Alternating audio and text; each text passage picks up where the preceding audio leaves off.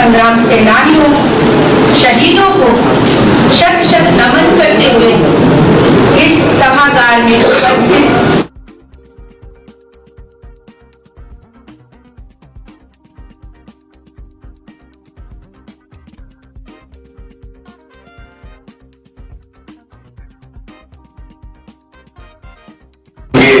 मन प्रफुल्लित हो रहा था, क्योंकि आज हम उत्तर प्रदेश के अंदर एक परिवर्तन देख रहे हैं।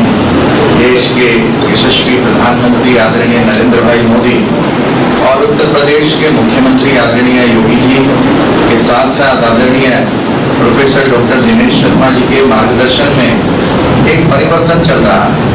वह परिवर्तन यह है कि आज हम 75 वर्ष अमृत महोत्सव मनाते हुए पूरे कर रहे हैं आज़ादी के, और भले हमें उन 75 वर्षों में जिनकी बदौलत हम आज आज़ाद हिंदुस्तान के नागरिक हैं और हम एक स्वतंत्र भारत के रूप में अपने देश में कार्यरत हैं, वो भारत जो स्वतंत्र हुआ इसमें बहुत बड़ा बलिदान हमारे क्रांतिकारियों का है।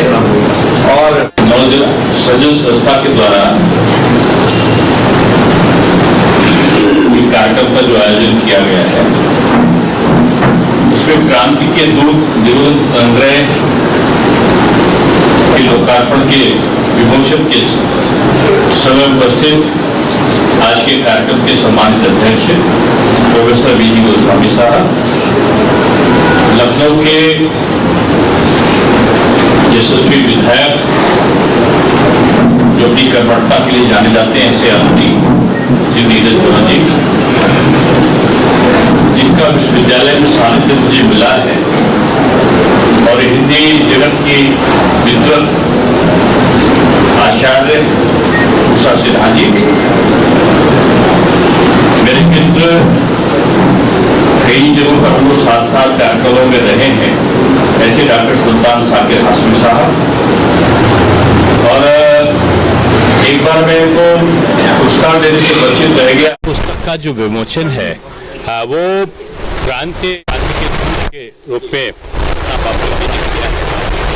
तो अद्भुत लेखन है हमारे क्रांतिकारियों के बारे में, और क्रांतिकारियों के बारे में इतने बृहद जानकारी जो दी है, निश्चित रूप से समाज का वो एक अलग चित्रण करेगा।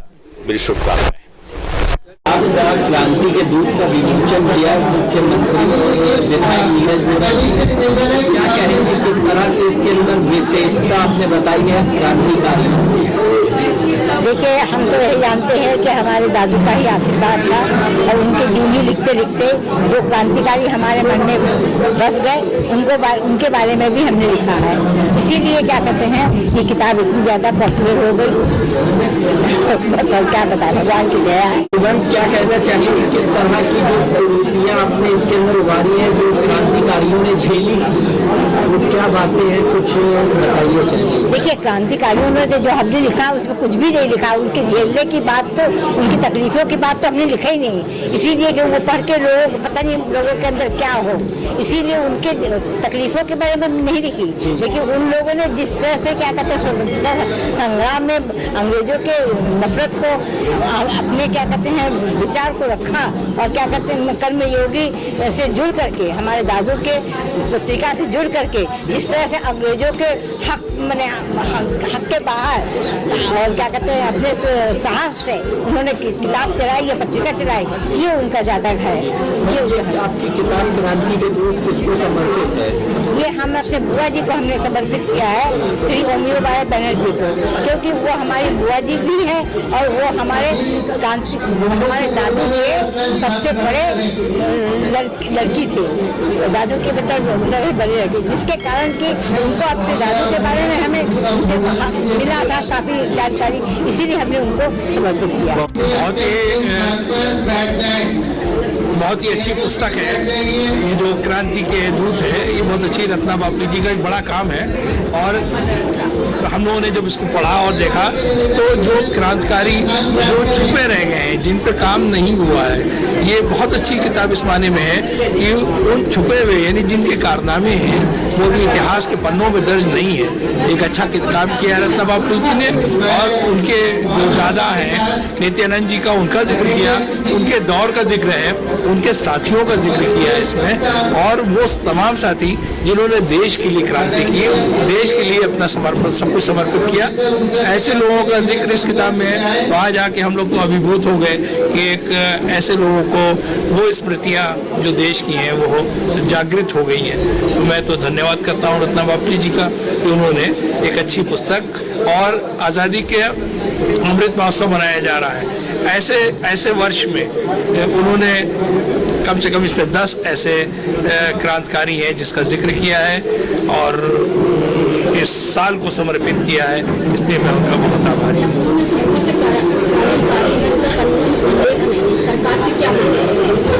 नहीं, मैंने अभी भी बात की है कि लखनऊ के क्रांतिकारी का मैंने जिक्र किया है, मोतीलाल यादव जी का, जिनका लखनऊ से संबंध है। ऐसे बहुत सैकड़ों हैं और बढ़ के देखा जाएगा तो शायद हजारों हैं। उस दौर में हर घर में क्रांतिकारी था और हर घर की आवाज़ आज़ादी थी। लेकिन सरकार से मैंने यही मांग की है कि वो इस वर्ष में तो अमृत महोत्सव मनाया जा रहा है, ऐसे क्रांतिकारी जिन्होंने देश की माटी को बचाने के लिए योगदान दिया, उनके लिए कोई संस्थान बन जाए, कोई स्मारक बन जाए तो एक बड़ा काम हो जाएगा। और दिनेश शर्मा जी ने वादा भी किया है कि उनसे लोग मिले और वो डिटेल के साथ और वो उसमें जो कर सकेंगे वो करेंगे। आज का कार्यक्रम जो है ये क्रांति के दूत पुस्तक जो रत्ना बापली जी ने लिखी है उसका लोकार्पण था।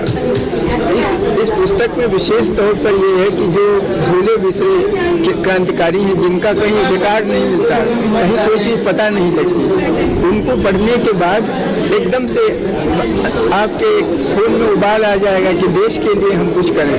तो इसमें जो विशेष बात है वो ये है कि जो जिन लोगों ने देश के लिए किया है उनको कुछ न कुछ मिलना चाहिए, उनका नाम तो कम से कम आना चाहिए लोगों के साथ। मैं प्रदीप कुमार राय, पुत्र संत कुमार, स्वर्गीय संत कुमार राय स्वतंत्रता संग्राम सेनानी, अलीगंज बाजार डंडैया का मैं रहने वाला हूँ।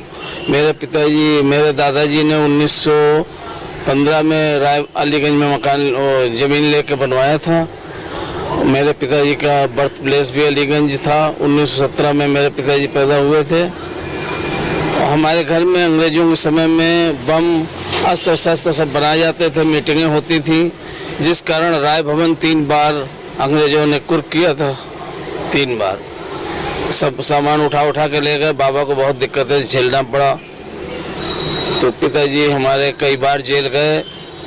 सन 16 साल की उम्र में हमारे पिताजी ने जेल की यातनाएं सही। आईटी कॉलेज चौराहे के पास बम के सामान और असलहों के साथ हमारे पिताजी को गिरफ्तार किया था अंग्रेजों ने और हजरतगंज की कोतवाली में बर्फ़ की सिल्ली में लिटा दिया था।